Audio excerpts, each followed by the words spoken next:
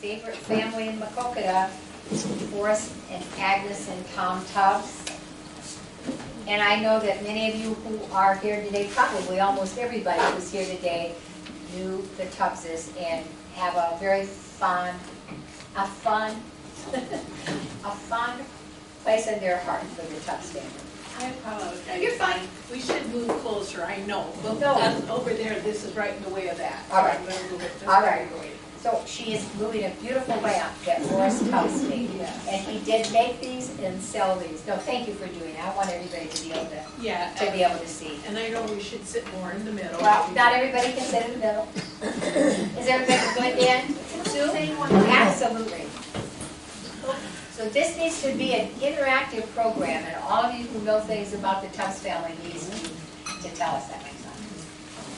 Okay, so this doesn't have to do with this presentation, but when Bonnie had said that everybody's has a presentation in them, and I thought if there's something that's holding you back as far as like doing the slides, I would gladly, like if you give me your pictures and stuff, put a slide thing together if you're wanting to do one. Well, that is so nice. Thank you. Thank you very much. She is just awesome. Knows how to do these things, and I know she needs that. So she'll be glad to help everybody. Okay, so remember again, everybody's just gonna volunteer whatever they know, any wonderful stories they have about going to the apple orchard and things like that would be good. I have an expert here. This is Vinny. Has a wonderful Italian last name that I'm not going to try to say. So he Hello, just everyone. So he and Leslie are at the corner of Summit and Western Avenue at what we remember as the Apple Orchard. So he has a lot of insight, and I'd just like to thank them to begin with because I can see how well they're taking care of that wonderful historic house, that they're trying to keep it just like it was back in the day.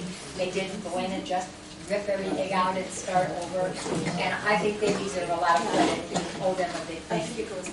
Okay, so as you know, we've had such amazing people that have called Jackson County home over the decades, and those people we probably don't know enough about. And so thanks to the talent and the caring of this man right here, Boyd Wilcox. He was in my class in high school, and there would be others of us. His parents had the Wilcox paint store in Macokota for a long time. So he decided, he'd always thought about the life of Agnes and Forrest Tubbs, and had in the back of his mind that he sometime would like to record their very unique story.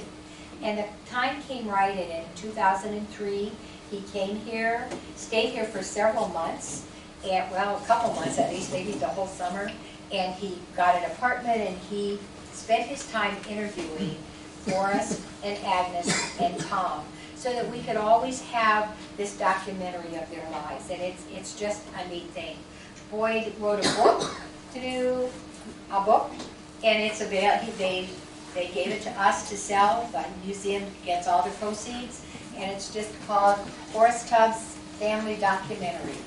Simply a wonderful life, the Tubbs family, and it's a great book. So if you ever need something really entertaining to read and really, really fascinating, that would be a great book, and it's in both of our libraries.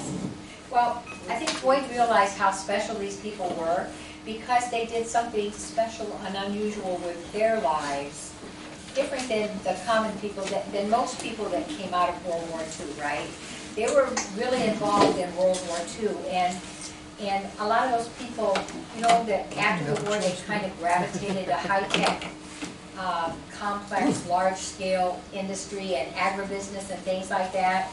Boy, even though they had experience in the military, which you'll could read about or you'll hear a little bit about, they could have done that. The Tubbses chose a more simple path, and that's what Boyd so admired. They used their skills and talents to benefit not only their families, but the community around here. They came back to Macokota, they chose a more simple life, and they added so much to our community.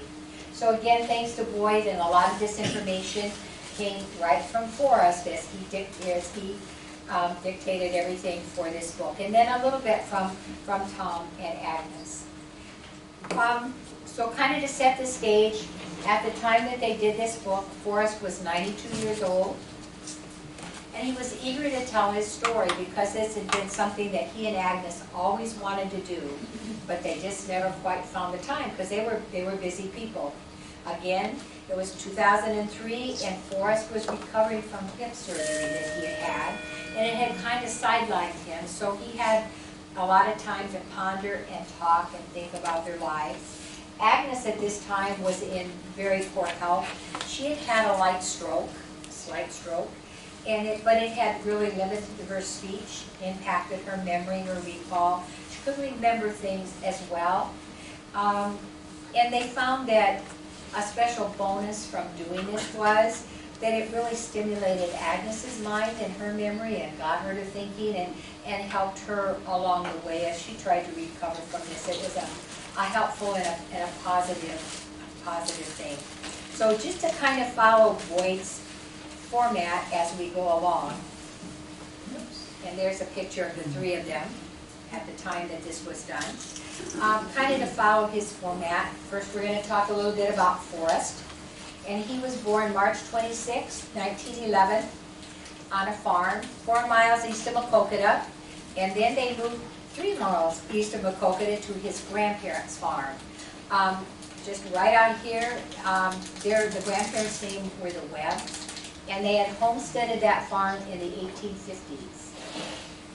His grandfathers, going all the way back 5 or 6 generations, were carpenters.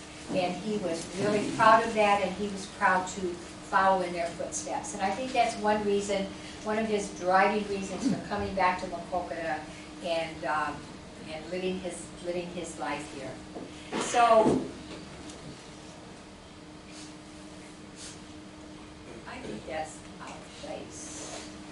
Okay, so Forrest graduated from the Tubbs one-room school. So if you kind of remember your history a little bit, east of Macokota, that was settled by the Tubbs family, the Russells, people like that lived out that way. This was the Tubbs one-room schoolhouse, in 1991. And this was before he was born a little bit, but these are his elders. A lot of Tubbs family, a lot of Russell's family kids in this picture. But you can see what the old Tubbs school looked like. And here's a later picture, again, 1909, and he was born in 1911. But again, many of the children in this picture are from the Tubbs or the Russell family. So he graduated from there, and I was really pleased. We found in our archives, we found his little graduation program from high school. And this was his teacher, Helen Walrod, really a well-known teacher, country school teacher around here. So important that they named the little park, the Centennial Park over by the hospital, old hospital, named after her. And she was teaching there in 1920s when Forrest, 1920, when Forrest Tubbs and Merle and Roy and Opal Russell, when they graduated from 8th grade. So then he went on to Macokota High School in 1928 and graduated in 1928. And the first 3 years that Forrest Tubbs went to high school, he walked 3 miles each way to school and back. The last year he was able to get a ride with Merle and Roy Russell, who had transportation. But when he was walking to town to go to high school, he was given 25 cents each day to buy his lunch. Hamburgers cost 5 cents a piece, and sodas were 5 cents a piece. So he bought 2 hamburgers and a soda every day for lunch, and he saved a dime. And he saved those dimes long enough. He talks about how important this was in his book. He saved his dimes long enough that he could purchase a baseball glove. And the baseball glove cost $5. And so that meant lunch change for several months he had to collect. But he was a great student. He went on to attend junior college at Macokota High School, attended there for 2 years, and that's where he met Agnes. So Forrest says that he started working at about the age of about 13, and he was helping his father in the cement business and in the carpentry business. And he was still doing that when he was 25, when in 1936, his father died suddenly of a burst appendix. And they were just about to begin a huge carpentry job for Frank Haylock, George Haylock's father, Frank. And it was a really big project, and he was the only one left to do it. But Frank Haylock had faith that Forrest was going to be able to handle this alone, and he did. And he talks about the engineering part of the whole thing and said it was really interesting because his dad had ordered all the lumber and all the materials, and it was arriving in big stacks. And he was just standing there looking at these big stacks, and it was up to him to figure out the puzzle. And he'd think to himself, now what did Dad buy this for? And he said he laid awake night after night figuring out what to do the next day as he went through these pieces of lumber and tried to figure out how they went together to build this big building that they were doing. But he got it all figured out. It turned out wonderfully. And he says that he really grew up during that time. He went from a kid to a man almost overnight, he said. So to talk a little bit about Agnes, Agnes was born July 11th, 1913. She was born on a farm over near Olin, but her family soon moved to a farm around Canton. But her dad was in poor health, and he sold the farm and all the equipment, and he bought the property at the corner of Summit and Western Avenue in Macokota that we all think of as the apple orchard. So her father bought that. And there it is. There's the house. Well, that is where Agnes lived for a while, and she loved it. She was so happy there. But this is the Great Depression, 1936, and the farm came back to her father. The man defaulted on his loan. The farm came back. He had no farm machinery at that time because it had all been repossessed, I suppose. And he had no choice, but he had to sell this farm, this property, in order to buy farm equipment so that he could manage to run the farm again. So that's what he did. And Agnes tells about how she cried and cried that her dad was selling this. And he finally told her if she loved this place so badly, then she should buy it. And so to make a long story short, she and Forrest, two people that were dating but not married, did manage to finagle a loan together, which was a difficult thing to do back then, especially during the Depression, and they were able to buy this in 1937. But they never lived there until 1941 when they were finally married. And then they only lived there briefly, and the war began. But Agnes, like Forrest, we said, attended Macokota Junior College. She was brilliant when it came to mathematics and handling money and that sort of thing. She finished junior college. Her sister was able to go on to a four-year school, but Agnes was not because there just wasn't enough money. So she finished her 2 years and she got her teaching credentials, and she became a teacher. She taught at Buckhorn, and just a few stories about her that are in the book, just to tell you what a remarkable person Agnes was. She was teaching at Buckhorn while she was boarding with a Miller family. And Agnes, at that time, befriended a little orphan boy named Don. His parents had lived in the Dakotas. They didn't want him. And at 7 years of age, they put him on a train to Dubuque, all alone. Nobody to meet him. Just put him on a train to Dubuque. The Miller family took him in, but he was so lonesome that he cried all the time. And she was living there, so she would take him to school every day, and she would tend to him at night. And at the end of the 3 years that she taught there, they had become devoted friends. And he called her his second mother, and his name was Don Miller. She taught at Monmouth School. Oh, I didn't do a very good job of getting that picture, did I? She taught at Monmouth School, and there was a little girl there who helped her clean up every night after school. And this little girl would pick a board on the floor, and she would sweep just that far because that was her half. And then Agnes would clean the rest. And that little girl's name was Wilma Wyra Riceley. There was another little girl at this school, at the Mama School, who came to school every day so dirty that the other kids would not play with her. And they called her names like Stink Pot and Skunk. So Agnes, the teacher, bought her 2 dresses and changes of underwear, and every morning when that child came to school, Agnes took her to the ladies' room, bathed her, and put on fresh clothes, so she could, and then she went to start her duties as a teacher. At the end of the day, Agnes would reverse the process.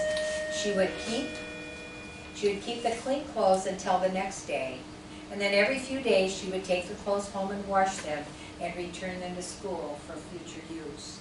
She did that day after day for this little girl. A wonderful, wonderful teacher who, as Forrest said, always went the second mile. Oh, it's okay, we're going to go back a bit. I got it, I'm sorry. Whoops. Okay, this is a photograph that Leslie found in the Tubbs house. And it didn't have a name on it, correct, Annie? But we're wondering if maybe this isn't the wedding couple. We're wondering if maybe this isn't Forrest and Agnes at the time that they were married. She's very tall. She's very tall. She's too tall to be Agnes, you think? No, You think that could be them? I mean, I really do. Does anybody else? Anybody else have any thoughts about whether they think this could Well, maybe look at how be? she's holding her head. Yeah, you're right. Could be. So we're I think hoping. so. We're saying that maybe, just maybe, this was them. Okay, so like we said, Forrest said that she was this wonderful teacher, always went the second mile, and they worked together, and he made wooden parts for her for the puppets that she made to give these puppet shows to help teach her children. Then she went to teach at Owen. And at Owen, it was just a little too far away, and they didn't get to see each other very often. And so on May 25th, 1941, they finally got married. And they got married at her parents' farm near Kent, the one that they had moved back to. And then they went to Dubuque for just kind of their wedding. But they didn't have money for a hotel or a place to stay. So they ended up in this horrible rainstorm, going back to the house at the corner of Summit and Western Avenue, and finally spent the first night in the house that they had owned now for 4 years. Well, fascinating part about the book that we were talking about is kind of the course that both of their lives took because of the bombing of Pearl Harbor. They were married in May of 1941. Pearl Harbor was bombed December 7th, 1941. Well, Forrest knew immediately that he was going to be drafted, right? And so he was proactive. He researched, he found out that Navy seamen were making $21 a month. So with $21 a month and the $30 a month that Agnes was making teaching school, they would not be able to meet their obligations because they had bought the house and the land and they were paying on the farm that had been her father's farm, must have died by then. And so they had all of these loans and they took all this very seriously. So he was trying to figure out how they were going to do all this. So Forrest went to Des Moines, he took a test, and he passed it, and he entered the Navy as a carpenter's mate, knowing that a carpenter's mate 3rd class. And that meant that he would get $60 a month, 3 times as much as the ordinary guy. And he also mentioned that you got $60 a month plus room and board. So they figured that while they were doing this, they could make out. They could live on his salary and they could use her salary to pay down the mortgages that they had on all of this property. And while he was stationed at the Bremerton Naval Shipyards, I was just so impressed in reading the book about some of the extremely dangerous, the nerve-wracking work that he did, but the incredible intelligence that it took for him to be able to take charge of these things and do the things that he did. He was involved in building, wiring, and soldering depth charges to mine the Alaskan waters. He was doing things like attaching 500 to 600 pounds of explosives to a 2,000-pound anchor, and then they would take the anchor out and they would drop it in the sea, and the mines had to be about 20 to 30 feet down, so that if enemy ships tried to get into the harbors, they would hit the mines. But And then once they had the harbor all mined, he kind of directed the assembling and the placing of submarine nets and torpedo nets to put around those places to protect from the enemy ships that they were afraid were going to attack in that area. He was at Bremerton, Washington, and in the Alaskan waters. And so he was doing all this, but many of the jobs and the tasks that he had just required so much knowledge of electricity and things like that. And his mind was so quick that he was able to learn all that quickly and do his job really well. And another amazing thing to me is that over 60 years later, when he recounted all these things to tell Boyd to put in this book, it's just incredible the detail that he had still in his mind after 60 years, that he could tell the story the way he did. And so it's a very interesting thing to read what they did during the war.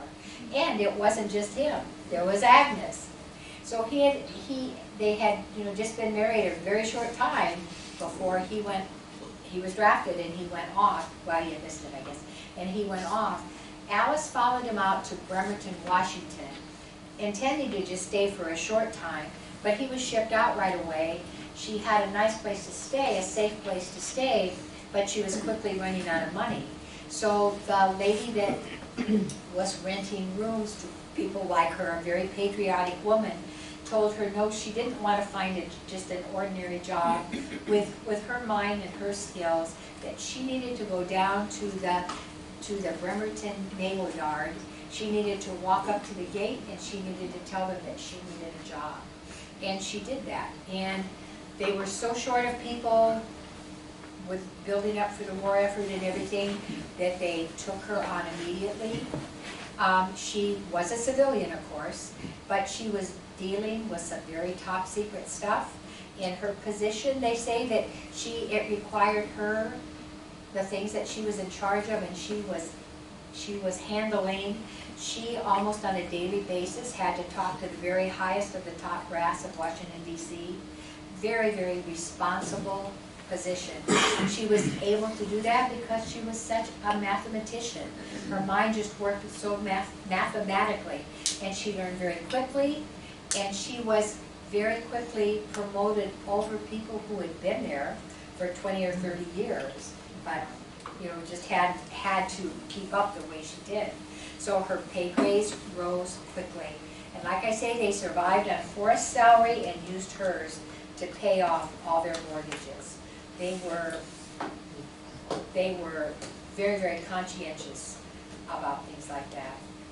So the war ended in 1945, but by then Agnes had already returned to Maquoketa. Tom was born in 1944 here. Forrest spent his remaining free time, and he didn't have much of it, but he was making things to send home. And, sorry, I forgot I have to go through a few of these again. Forrest was making things to send home. One of the things that I haven't found a picture of was a unique stroller that we hear about that he made. It had changeable inserts so that it could look like a horse or a locomotive or a car. And he talks about how Agnes just took great pride in taking little Tom downtown shopping and whatever in this unique stroller that drew so much attention. He also made Agnes this beautiful mahogany spinning wheel. And she learned to spin, and she spin flax and wool.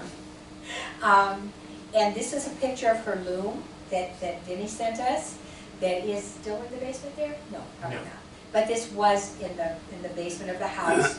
And the stories in the book about how she would take groups of children from Briggs School up to the house, down to the basement, and she would demonstrate for them how to spin and how to weave and how to do some of these things. She was just a great teacher. So, funny story with this spinning wheel, and I certainly can see this happening. He got it all made, it was beautiful, of course everybody wanted one, but war was going on and he had to have special permission to ship this home. He had to, be able to do this. So he had to go to his superiors to shape this, to send this home. The first one he went to said, okay, I can help you make this happen, but you have to make one for me. So he had to make a second one. And then it had to go up to the next level somehow to get permission during war to send this out. He ended up making 2 more spinning wheels just to be able to get this one shipped home to Agnes, and he still had to pay all the shipping charges. So he liked to tell that story. Another photograph that we have but we don't know much about is this beautiful rocking chair. Don't know where this is now, but it was obviously something very important, and I'm sure probably something that Forrest made for Agnes. We know it's important because it's kind of featured in the book, but I didn't find really the story behind it. But this beautiful rocking chair, he made awesome things, like that beautiful lamp over there. Okay, so 18 months later, Forrest was discharged, and they started their little family again at the corner of Summit and Western Avenue. Just kind of because of the military thing, I thought it was interesting. He goes on to explain what a difficult time it was for him to come home. Even though he wanted to be home, he'd been gone for 4 years, and they'd never really been together much as a couple because of the way everything was. And now all of a sudden, there they were, Agnes and Forrest and little Tommy Tubbs. And then it was a difficult adjustment, and they had to even have counseling, and that happens a lot, doesn't it, Mary? when servicemen are deployed and they come home, and it's just difficult sometimes. And so I just found that an interesting part that he shared in his book, that was a challenge for them. But 18 months later, he was back at home. Agnes got a job working at the sale barn. Now remember, there was the Clover sale barn right across the street on the corner, right from where the apple orchard was. Okay, so she got a job there. Later, she worked for Bob Larkey when he took over the Wilcox turkey hatchery. I remember the Wilcox turkey hatchery, and I assume a few of you do. When that was sold and no longer a turkey hatchery, then Forrest got the job of reconstructing that building. Well, I think maybe part of it burned, and he rebuilt it into the sale barn that it became, and Bob Larkey had that, and she was the accountant. And it tells in the book how some days, in one day, there would be over $1 million, millions of dollars in sale money in one day from that barn. And she handled all of those transactions herself before the days of computers. And she did it with a paper and a pencil, and she was always extremely accurate.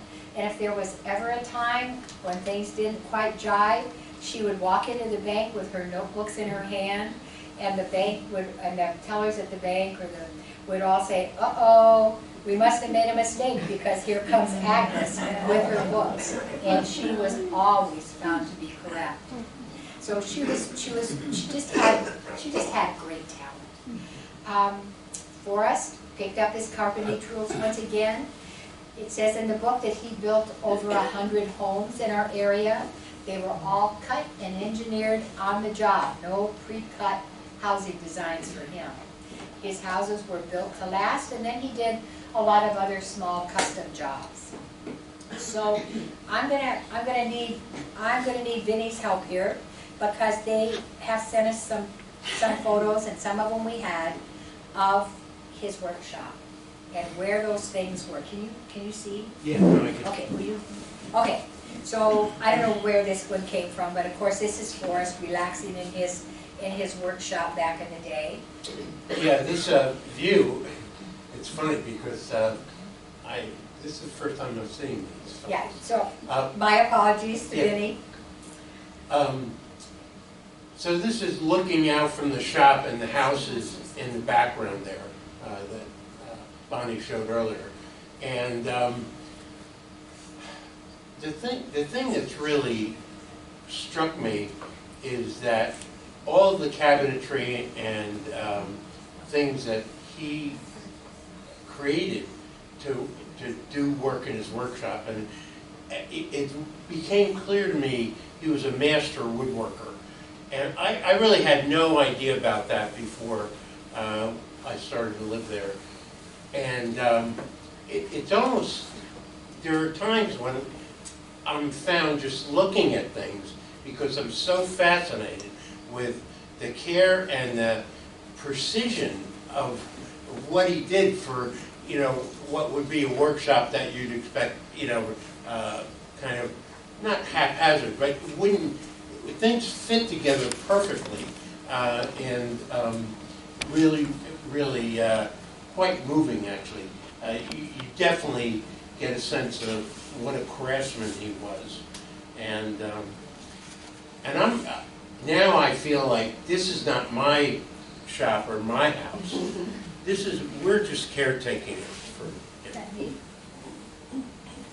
Okay, so then, again, another shot just of, Yeah, this is also part of the same building, and those windows there are facing the house, so that's all there. And honestly, what's behind, behind that you can't see is just lots of storage and cabinets that he built. There's no store-bought cabinets, and they are built to last.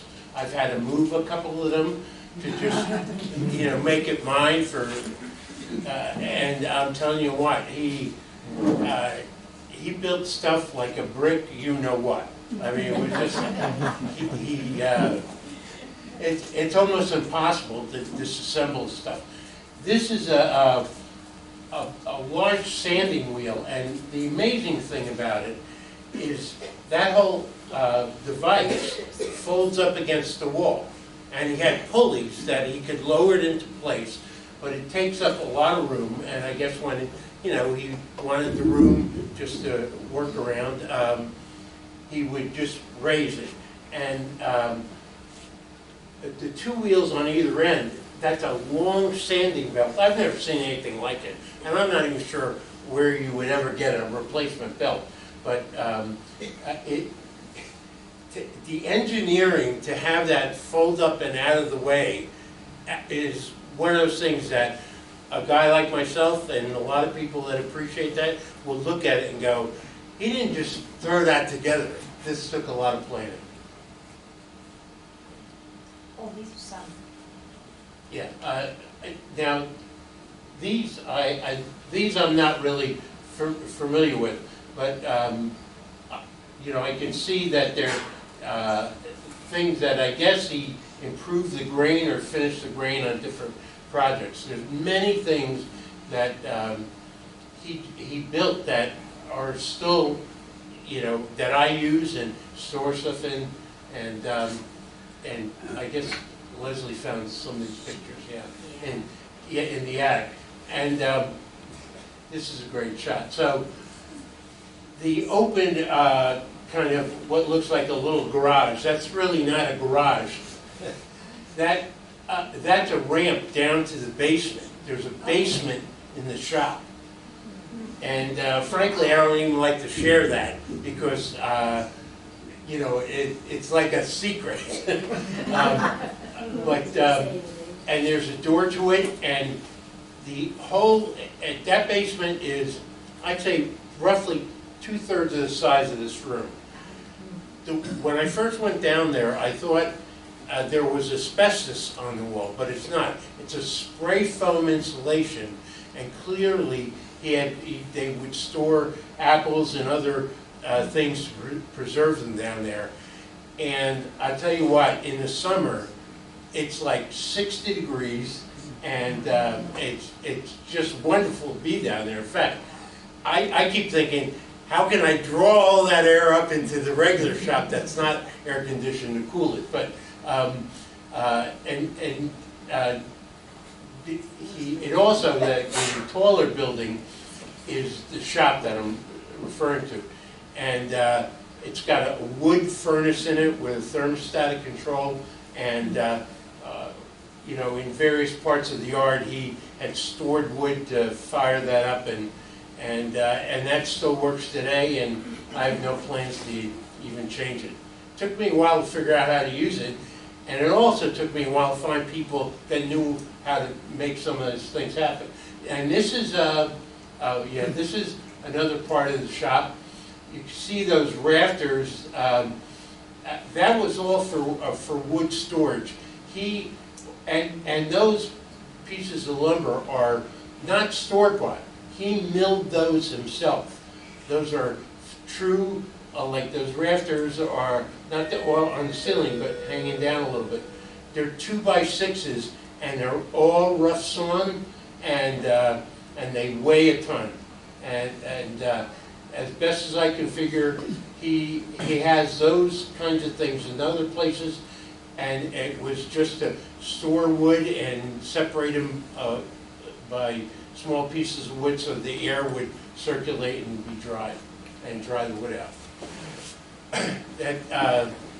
This building is also 2 stories. This is the attic.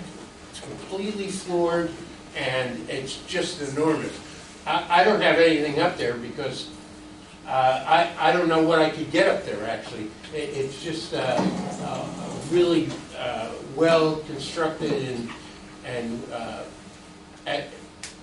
larger than I could ever imagine. Leslie just arrived when she bought the house before I moved out here, and I was back east taking care of some elder relatives. But when she first showed me the house, she didn't even show me the house. She just showed me the shop. That was it. I was done. I was sold. And I just imagined what you could do with this amount of space as a guy like me that doesn't have could never get enough toys to fill it. And this is a picture of one of the storage wood. I'm still working that pile down. I haven't had to really cut any new wood at all.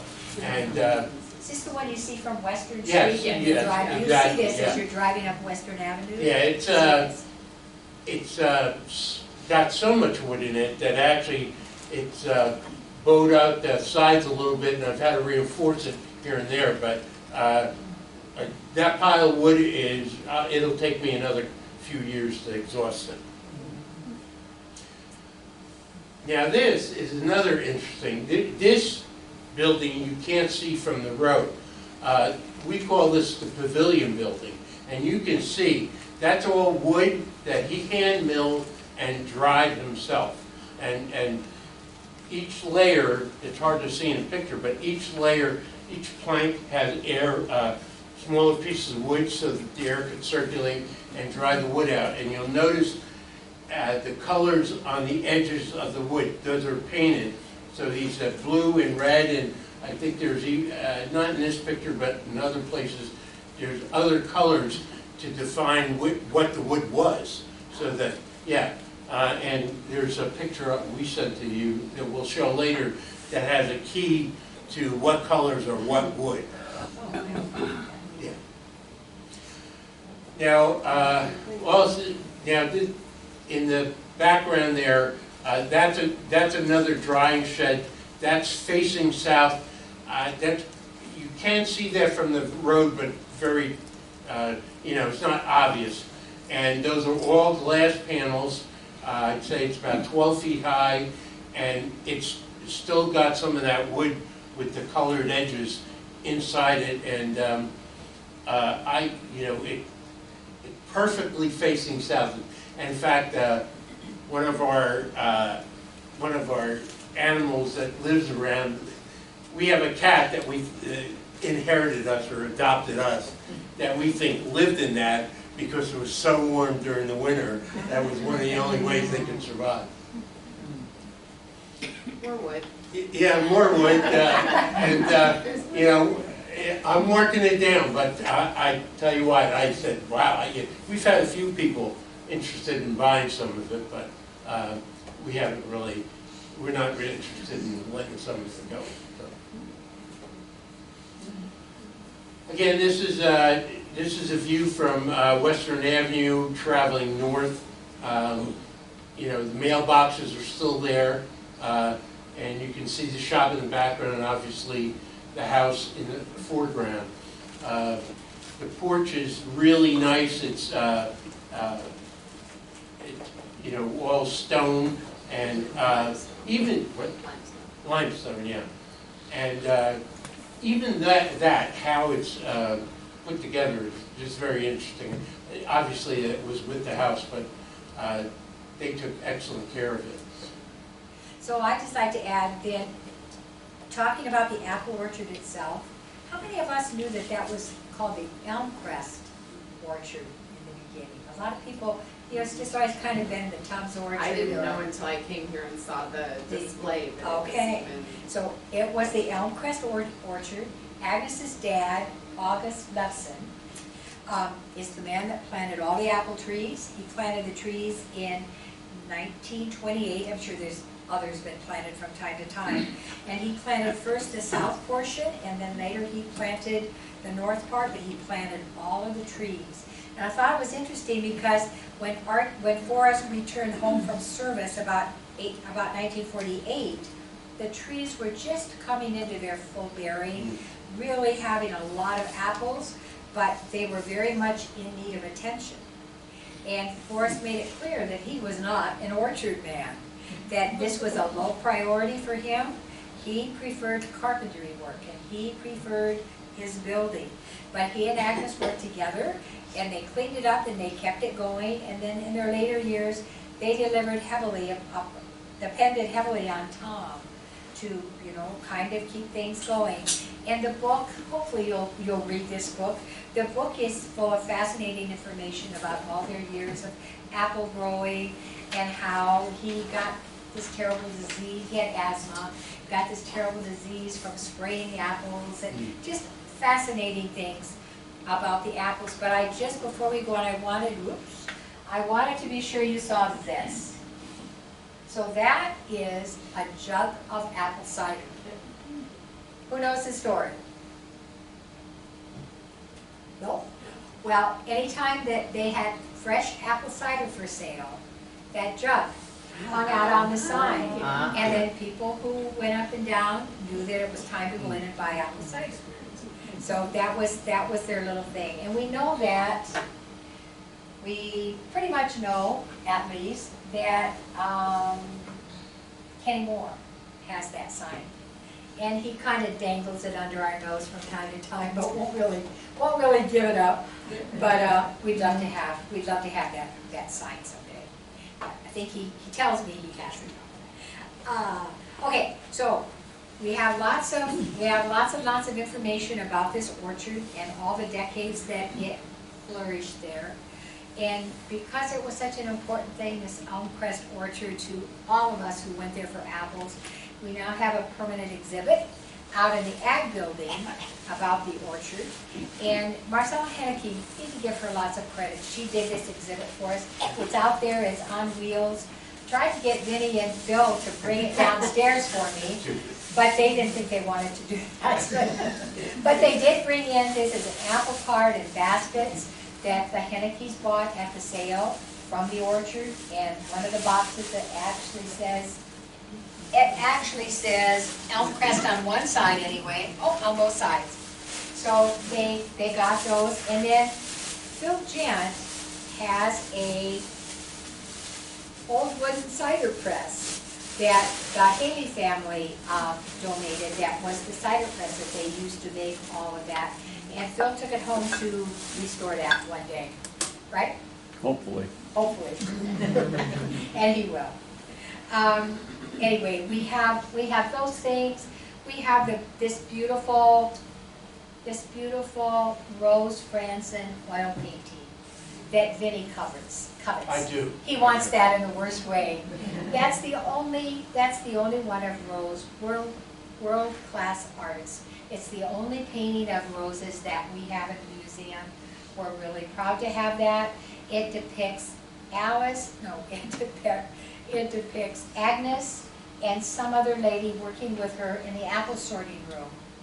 Right? Does that sound right? And so I was told by Rose's mother, Ellen, that there was a time in the 1990s, I believe, when Rose painted on location at the orchard. She went there for several days, she set up all of her things, and she painted all kinds of things around the orchard and the house, etc. And then, of course, all of these things were sold to collectors.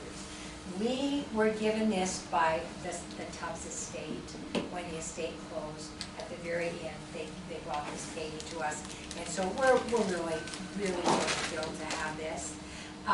Please, yes, well, please. So when I realized that was the painting of the place I live in, I, just, it was like I had to have it. But obviously, the original's not available. But I did meet Rose at MAE event a couple of months ago, 3 or 4 months ago. And she went on and told stories about her experience of staying there and painting. And she loved to paint there. She would just find something to do, and and apparently she sold a lot of that, but it's really special. She found it very peaceful there. And I think we do as well. So. Oh, thank you for that. Yeah. We didn't know that part, so that's awesome. Yeah, it was great that she shared that and had an opportunity to talk to her about it. Yeah. If you have time later, look closely at the lamp over here. You can probably see, I guess I can walk over here now. You can probably see that it's adjustable. It's just beautifully designed, so you can make it shorter or taller. It's beautiful, absolutely beautiful. So this one belongs to the museum. Actually, I'm very proud. I have one at my house that somebody put on a garage sale somewhere that I ended up getting. But it's just beautiful, like Vinny said, beautiful craftsmanship, right? The reason the museum got this one is because when the estate was closing out and everything, they found several of these in different stages of being put together. And they found someone to put them together and finish them. And then one was given to the museum to sell, and one to keep. And so that's what we did. So we're really proud to have that. Another thing that I didn't bring over today, Forrest, after Agnes was gone, he was of course very lonely, and he made a lot of rugs, woven rugs. And he had so many he didn't know what to do with them. After a while, he couldn't tie the tassels, the threads on the end, his fingers did. He could weave them, but he couldn't. So he got somebody to tie the ends for him, and he would bring them to the museum and let us sell them, and for the money for the museum. He was so very good to the museum. And the same with this book. He wanted us to print the book, and that we could keep all the proceeds from the book. So he left the Historical Society. He was really good to us. So I'm gonna go through some more pictures now. Leslie sent us a lot of pictures that we really appreciate. I didn't put them all in here, but I put a few. Yeah. And they were so good to come. And my apologies to them because they haven't seen what's here or what order they're in, so they're kind of shooting in the dark here. But so, maybe this is one of ours. So this is a picture of the orchard, right? I mean, of the apple sorting room, right? Is that? This is the shop, so it's the end of the building closest to the house. In where fact, the people would sign go in. we brought Yes, is right pictured there. Right there. So, and here's, maybe George hold this up. Yeah. Would you? I just think this is I'm sorry, That's we've all got right. cords everywhere, Penny. So, this is just a great thing that they have that was hanging in. It shows the different kinds of apples that they sold and what the prices were. And of course, people could go in and you could buy apples by the pound, right? Right. And then in his book, at least, he tells that they sold commercially, and their best customer were Jack and Jill, and after Jack and Jill, then Fairway, and how that they would buy so many apples from them, and then of course they shipped apples all over, as probably you can see. But thank you. I'm sure this sign hasn't moved since the other day when I took it down, but when we saw it there, we just decided, we have to pay homage to what this what the family created, really. Thank you, that's awesome. And if you see right at the bottom where it says Bob Rose, I just happened to, I read a lot of that book again. Bob Rose is an apple that they created from 2 different apple trees that they got from people around here, and they just used the first name of the 2 people and came up with this apple that they sold them. Late summer variety apple. So we have this picture of when they were actually doing the apple orchard, and there's the sign again if you need to see it a little better. Just kind of interesting, the names of the, I mean, we still have, we recognize a lot of them, but I don't recognize all the apples anymore. I don't know if some of them changed and aren't available anymore, I don't know. Okay, bye-bye. But, and again, some of the many, right there in those bushel baskets, we think, some of the many apples. Forrest, in one place in the book, tells a story about how he had the best of both worlds. He could be working in his carpentry shop, he could be working and doing the things he loved to do, and yet the apples were right underneath him in the cool room you were talking about. So he could keep an eye on the apples and be sure that, you know, the temperature stayed right, et cetera, et cetera. So he talks a lot about those, but always his carpentry things came before the apples. Again, bushels and bushels of apples. And I'm sure they knew just what kind were stored where. Yeah, and this is a picture of the basement. Yeah. That I mentioned was insulated and clearly was a storage. Okay. John? I've been in that basement, went there to buy apples one time, and he had to come in here, he said, he had to get some. And there I seen all them baskets there, one after another, and a board on top of them, another row of baskets, another row of baskets, baskets. And just, like I say, 60 degrees, smelled wonderful, all that. Did it? So would you say there were hundreds of baskets? What would you say? Oh my God, yeah, the whole thing, I thought it was a cow barn one time. It's a big place, It's big. ain't it? That place Awesome. where the apples were stored. Wow, thank you, John. Okay, so just another shot. Yeah, again, this is of the storage room down below the shop where Forrest worked. He just had an awesome layout that worked for him, didn't he? Yeah. And then I love that picture of he and Agnes sorting apples. And there's the rocking chair, right?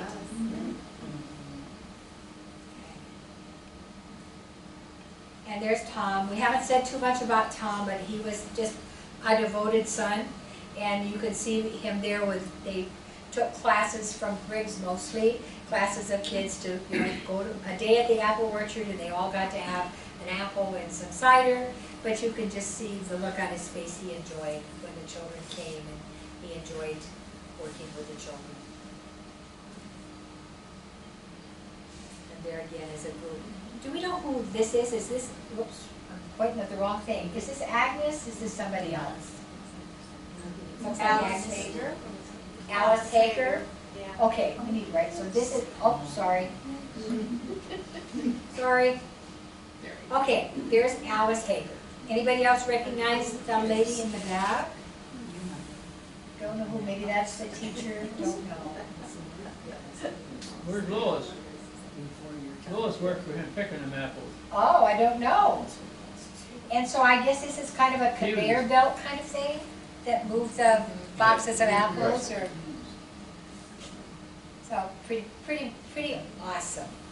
Okay, so now these are pictures that they sent to us, so I'd like them to just talk about this, because the rest of them are just pictures of what we see there.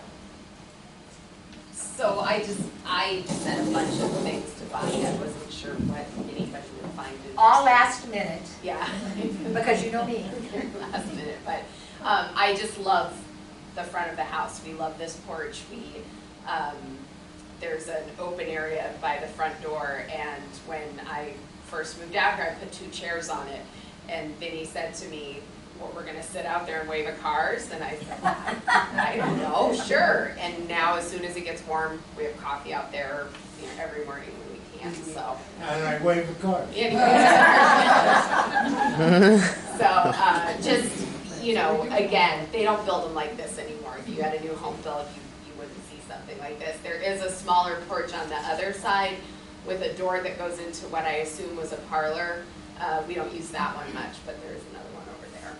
See if I can do this from here. Okay. So this is just a view of the southeast corner. You can kind of see, and I don't know how much he covered before I got here, but you can kind of see the line on the house where the addition was put on to the original house. So this just kind of gives some perspective of where the original house ended and then the addition was put on the back. An outside stairway. Yes. Yeah. Wow. Yeah, so they, for anybody who doesn't know, and it really feels like almost everybody in town rented the apartment at some point. They rented the top floor of the old part of the house as an apartment. So there are, yeah, Is this so what you're that talking whole, about? yeah. Okay. So there are 3 bedrooms, a full bathroom, and then sort of a kitchenette. And then when they built the attachment on. So is this where it joined? Yeah. Yep, exactly. Okay. So that whole top level of the attachment is another apartment that they never rented. They stored things in there, the loom was kept in there, but they never rented it.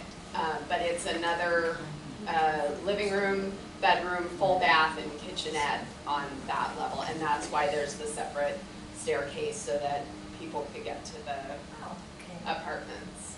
And then was this an apartment also? Nope, that's No. just the vestibule that goes into the main house. Okay. That's And kinda how then you your get little in. she shed is out here. Little she sheds out. She has a she shed. Okay. Any windows in there? So, for me personally, I'll admit it, I never went to the orchard as a child.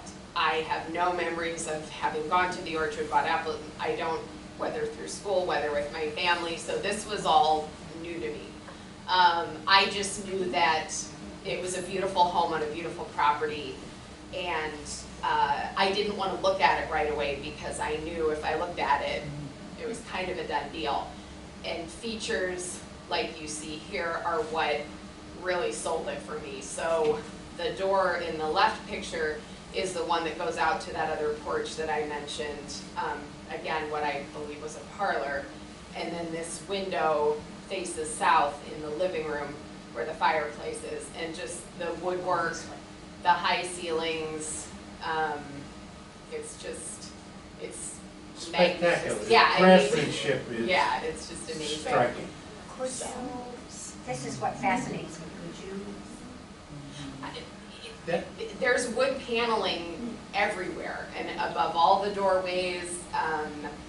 This is an extended window and it repeats That's upstairs. facing Summit. No, that's south. Yeah, Summit, yeah. okay, Yeah. I'm sorry. All right. So as much as I love this fireplace and think it's beautiful, apparently you could get this out of a catalog back in the day. The gentleman who was the, who took care of the sale, he was a cousin to the Tubbs. He lives in Monticello, and he says that he has almost the exact same fireplace in his home because literally you just ordered it from a catalog and put it together. So it's beautiful, obviously, there, you can't get anything like that now, but it was just funny because he said, oh yeah, we have the exact same So fireplace. he didn't make that one? No, that one, no. And it is a coal fireplace that we can't burn wood in. We would have to get it converted if we wanted to use it as a fireplace. We did actually, a couple years ago, take the cover off, and all of the ashes from the last fire are still in there, plus the matchstick that was probably still lighted. So it's kind of crazy, yeah. So speaking of woodwork, this was built by Forrest. This is in the addition, in the kitchen. This is my pantry. A friend of mine said this was worth the whole price of the house to have this pantry. So what happens is it's 2 big doors that open up and have the shelves on the inside. There's the interior door that swings out and has shelves on both sides, and then there are deep shelves behind it. So for an older home, we have a ton of storage because Forrest got creative with setting some of this stuff up. Awesome. Yeah, love it. This is my favorite. Do you want to talk about this part? So when I first looked at the home with my sister, she walked into the bathroom and she said, "Oh my God, you are gonna love this because this is me." So I call this my tropical getaway bathroom. This is on the first floor. This was part of when they redid things for the addition, and the only reason I surmise that is because the tiles are dated 1959 with Agnes's initials. So Agnes, I believe, did the painting, and Forrest and Tom initially cut the tiles, fired the tiles, probably installed the tiles, and it does have Agnes's initials and date, and I couldn't love it anymore. If the whole house goes down, I will still keep that because I just think it's wonderful. Yeah. So just the story of that, there was a time toward the end after Agnes was gone, and Tom and Forrest came, and they wanted to give the kiln and the tile cutting things and everything to the Historical Society because they thought we could use it for fundraising. We could make tiles and we could customize them and it's an awesome idea, but we just didn't have room and we didn't have the manpower to get all that heavy stuff out of what I thought was in the basement. I guess I don't know for sure where it was. Well, they did say it was in the basement. And so we passed on that. Maybe we shouldn't have, but it was a great idea. And we had just the right place and the right time, we would have done that, but we didn't. So I think that's the last one. I just would like, I just want to thank everybody. Marcella had a geek work for putting together our display and all of the things. And then I just like to ask Vinny and Leslie if they have anything, just any other stories that they would like to tell. Or before that, maybe anything that any of you have to share. I just was wondering, is that book, is that for sale? It's for sale upstairs, you bet. Tom was a classmate of ours, Oh, okay. and at one of our reunions, he made little, all about that size, little cutting boards, Oh, like Dickie, little red boards for our reunion. Oh, To that's, give to everyone. that was really neat. Not to sound cheap, but is there one at the library also? Because I wouldn't mind reading it, but I wouldn't want to keep it. I bet we could check one out. Okay. I don't know if the library has one, but sure. Yeah, but I just so people know. It's an awesome story. It just makes you understand how really exceptional these two people were. With all the talents and the skills and the knowledge that they had, they could have gotten out of the service and gone anywhere they wanted in the world, done whatever they wanted, and been a great success. But they chose to just come back and do a simple life. So any other comments before Leslie? Please, after I Annie. was wondering in the house if there's any hiding places that he created for his son? Or Not that we found. The house was picked pretty clean when I purchased it, but we did go up in the attic, and above the windows where the framing was, there were books, probably 10, 11 books. When I didn't put that in. Yeah, that's okay. That were Agnes's. Some of them were her school books. They were all dated from the early 1900s, and there was also a box of photographs and postcards showing all the places she traveled before they got married. And I did get in touch with the family, and they did want those back. I did take pictures of some of them. I can certainly make those available. But some of them were to Tom from Agnes as she was traveling, and she wrote, "Dear Tubby." Because apparently she called him Tubby, and that just, so just that little glimpse into, obviously, the relationship that they have. Any other comments? And then we're going to turn on the light and just let Leslie and Vinny finish up with whatever they'd like to talk about. Okay, I'm going to go turn on the lights.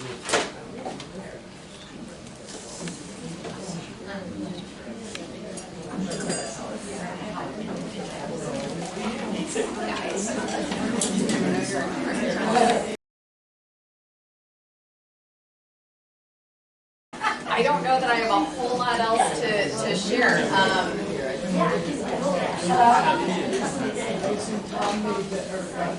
A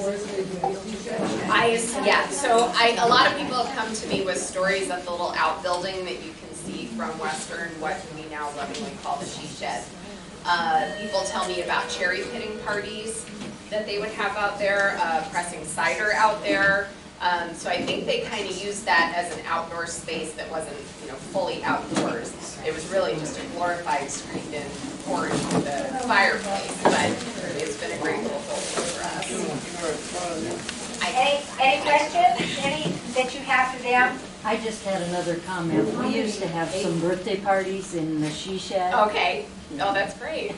Oh, I love it. It's a great spot. Joy? How many acres was the apple orchard? So the whole property, end to end, north to south, was 9 acres.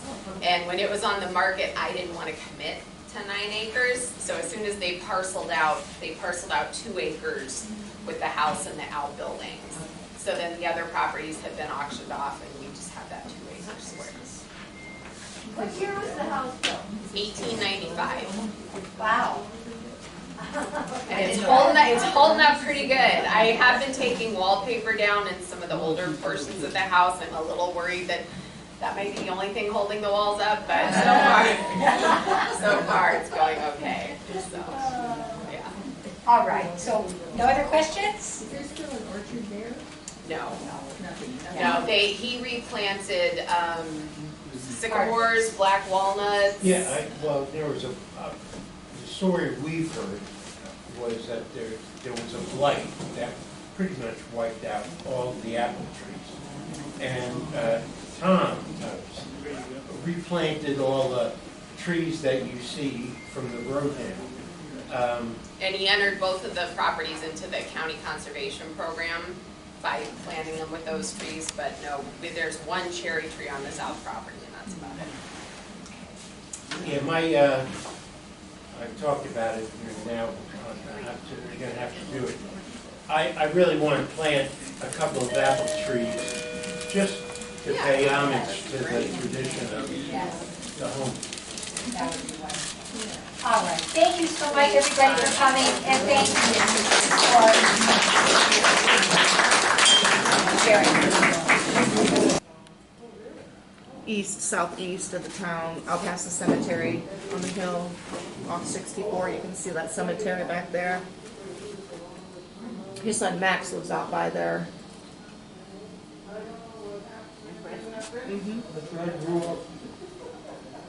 Archie's old stomping ground.